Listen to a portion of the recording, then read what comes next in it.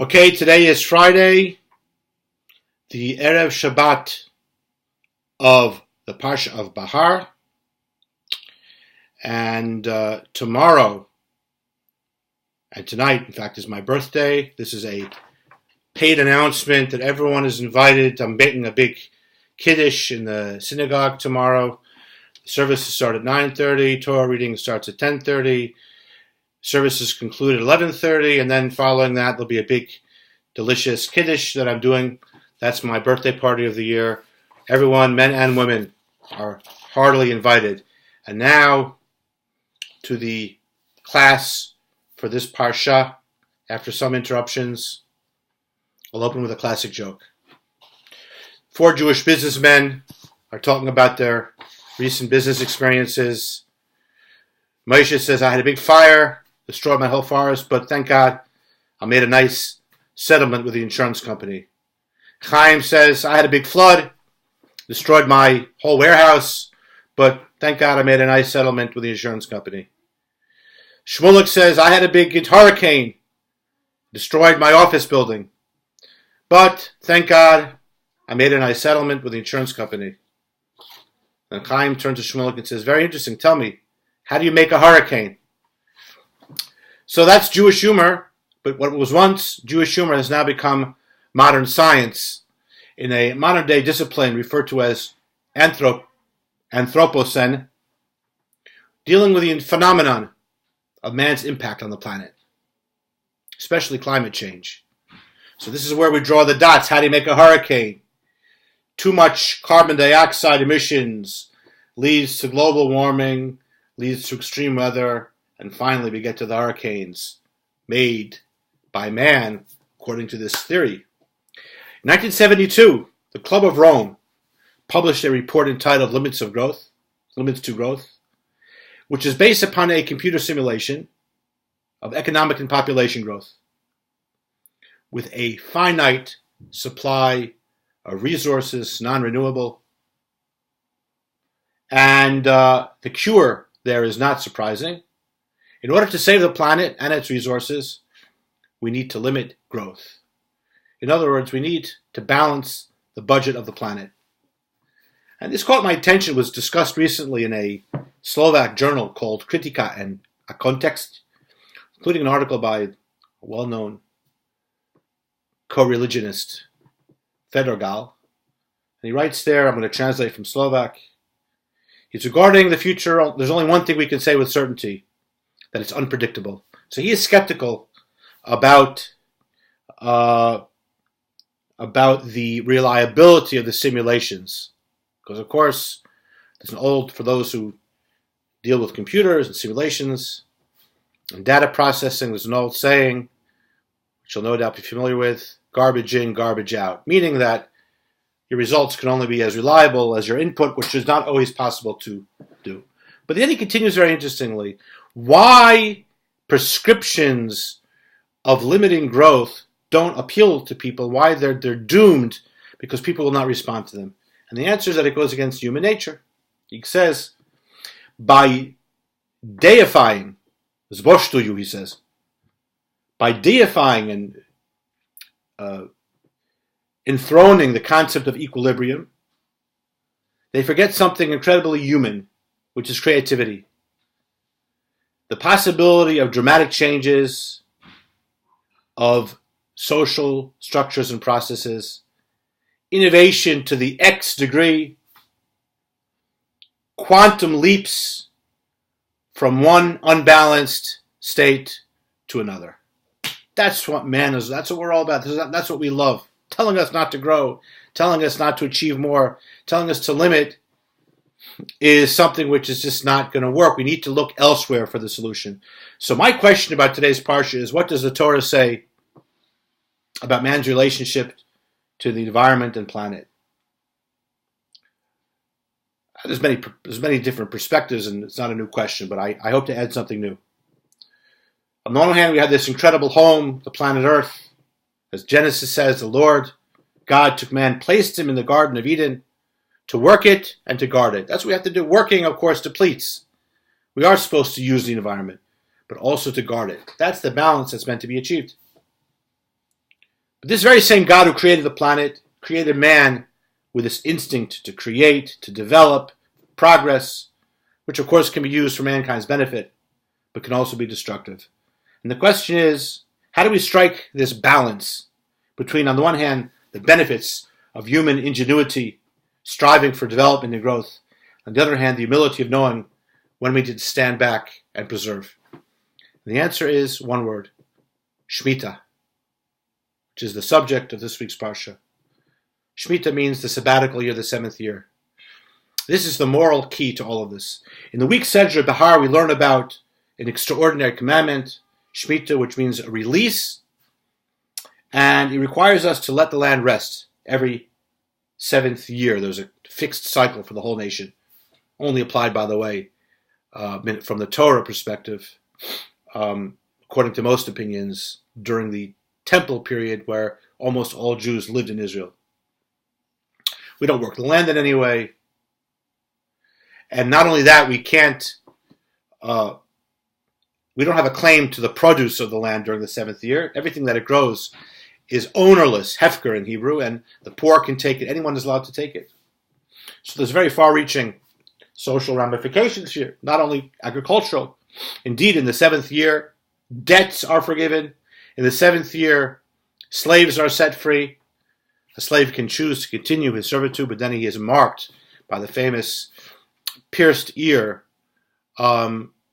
strangely, so that people will know this is someone who did not welcome the opportunity to be emancipated.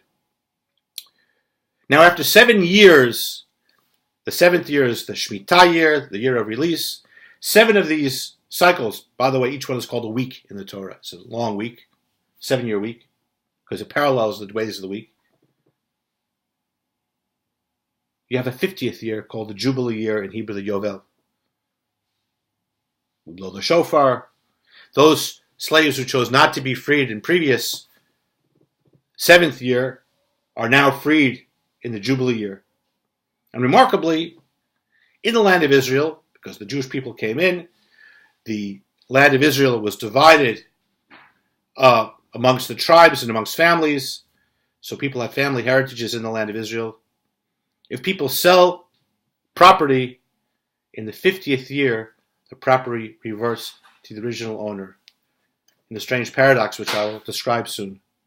Why is it that we can't sell the land, as the Torah says, in an absolute way permanently? So the verse says the land shall not be sold permanently, for God says the land belongs to me. You are strangers and residents with me. The meaning is clear. He's the owner. He's the big boss. We're there kind of like tenants. And we have to be reminded of that fact. And the inability to sell the land in a permanent way is that reminder. But the Khatam Sofer brings out a brilliant point, which really gives me the springboard to what we spoke about with the Club of Rome and the problems of resources and this reconciliation between our desire to develop but the need to stand back at the same time. And the question is, it says there, you are Gerim v'toshavim. Gerim means a stranger. A toshav means a resident. And they are used sometimes together, but they are somewhat contradictory. If we just say stranger, then I understand. God's the boss. We're just someone kind of renting it out during our lifetime. And therefore we have to remind ourselves of that fact. By the land reverting to original owners, by not working the land in the 7th year, by freeing our slaves, by releasing debts, and so on.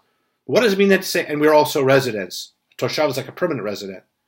It sounds like we are being, to some degree, entrusted to also some degree of ownership here. So the Khatam Sofer says, what happens, and he uses as the prototype this return of land to its original owner. I buy a property in the land of Israel. I paid money, I get the property. I feel it's mine.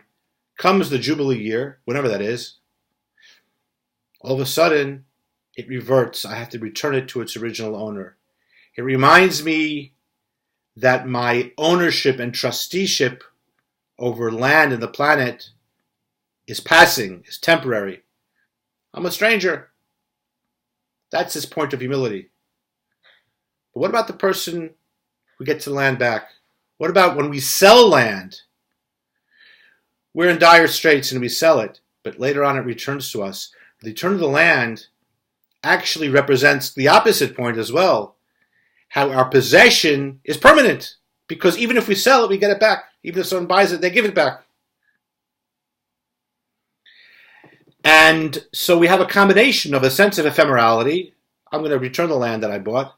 And a sense of, so I'm a stranger. And a sense of permanence, meaning I may have to sell my land, but it will come back to me as well. There's a sense of security. There will be a sense of permanence. So the paradox is as follows. We have to have, first of all, an awareness that the land belongs to me, says God. The land belongs to God. God is the boss. Marxism says property is collectively owned. Capitalism says property is privately owned.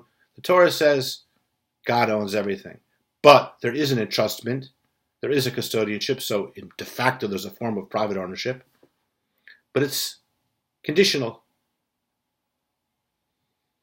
When we realize that the land belongs to God and we are only strangers here, this very awareness entitles us to be provided with a sense of ownership.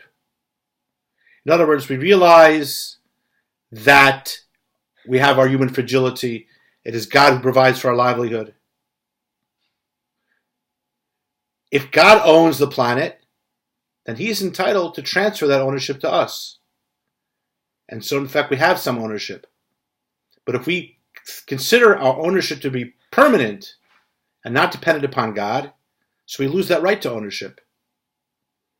So the moment we consider our human ownership of the planet as absolute, we then lose that ownership. It's a strange paradox. And that's indeed, by the way, why the Shemitah is connected to exile. It says that, Rashi explains, that the land will demand back the unobserved Shemitot, and Rashi even goes to the extent that the 70 years of the Babylon exile correspond to 70 Shemitah years that were not properly observed. What happens? If you don't recognize, it's like if you don't pay the rent, you get evicted.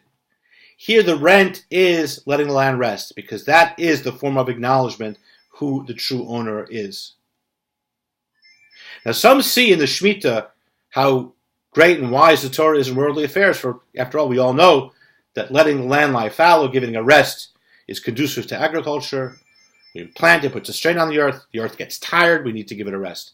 Indeed, that rationale is mentioned by none other than Maimonides in the Guide for the Perplexed. But in general, the authorities challenge this idea. Because in the classic scenario of resting the land, each year the earth becomes progressively less productive. What does the Torah tell us? Hashem says, by the way, if you're worried, what are you going to eat? I will send and command my blessing in the sixth year, and the sixth year will produce for the sixth, seventh, and eighth year. So the exact opposite is happening. In fact, the most productive year is the sixth year. This is clearly something not a natural occurrence. There's a very interesting comparison made. We talk about this week of 6 years and the Shabbat being the seventh year, and the sixth year producing more. If you recall, in the desert, the children got manna from heaven, man. And the essence there too is the idea that our livelihood is provided for by God. You never kept for the next day, and you didn't collect on Shabbat. Why did you eat on Shabbat? Sixth day had a double portion. Says the Kli Yakar, the same thing by the 6 years. But here we work the land. And it's easy to forget when we're actually investing physical effort who the true provider of our livelihood is. So God put in this also symbol that we leave the seventh year, we don't work, just like the manna didn't fall the seventh day. And the sixth year, we get a double portion of productivity, just like the sixth day when they were in the desert, they got a double portion of manna. And so this idea is not the concept, typically secular concept of giving land a rest. That is not what the Torah says. The Torah says, give the land a Shabbat. It's a paralleling the seventh day of the week. And so we have the key to our question. The Torah does not tell us deplete the planet, do whatever you want. The Torah doesn't tell us to save the planet. The Torah tells us to sanctify the planet. And this is achieved through having a whole year where we stand back and are not active. So now to conclude, just as the 7 cycles of Shemitah are followed by the 50th year of the Jubilee, now we are in a time period of 7 weeks, 7 times 7, 49 days leading up to giving of the Torah. Shavuot. And just like in the Jubilee year there was a big shofar, so too Shavuot, when the Torah was given, there was a big shofar that was blown. And just like the concept of the Jubilee is, Vayikra dror la'aretz, and there will be declared freedom for the land, so too we know that Torah represents freedom, as the Ethics of the Fathers explains. It says there that it was the writing of God, charut al haluchot, charut meaning engraved upon the tablets of the law, but the unvocalized Hebrew can also be read cherut al haluchot, freedom on the tablets of the law, because as the Talmud, Pirkei Avot, tells us, the only one who is truly free is the one involved in Torah study and fulfillment of the mitzvahs of the Torah. And the reason is that the essence of the Jew is the divine soul. It is a portion of God from above, trapped in the physical body, and yet only the physical body can elevate the soul through the performance of physical commandments. The soul wants to be reunited with its source in God. This unity takes place when we study Torah or do a mitzvah. So when a Jew is involved in Torah, he's actually meeting his true self, and that is the truest freedom of all. Shabbat Shalom. I hope to see some of you tomorrow.